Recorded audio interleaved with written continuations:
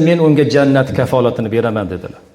Imom Buxoriy va Imom Muslim rivoyatlarida shundoq marhamat qiladilarki, "Man kana yu'minu billahi wal yawmil akhir falyaqul khayran aw liyasmut."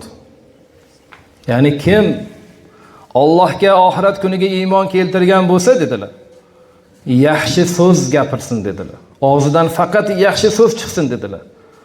Agar yaxshi so'z chiqmaydigan bo'lsa, undan ko'ra jim sukut saqlasin dedilar. Shuning uchun Sahl radhiyallohu anhu rivoyat qilingan hadis sharifda Payg'ambarimiz sollallohu alayhi vasallam aytdilarki, kim menga ikki oyog'i orasidagi narsani va ikki jag'i orasidagi narsani kafolatini bersa, men unga jannat kafolatini beraman dedilar. Buxoriy va Termiziy rivoyatlari. Ikkita narsani kafolatini beringlar, men sizlarga jannat kafolatini beraman deyaptilar Payg'ambar sollallohu alayhi vasallam. Ya'ni ikkita oyoqdagi narsa bu zinodan saqlanish, ikkita jag'i orasidagi narsa til orqali odamlarga ozor berish.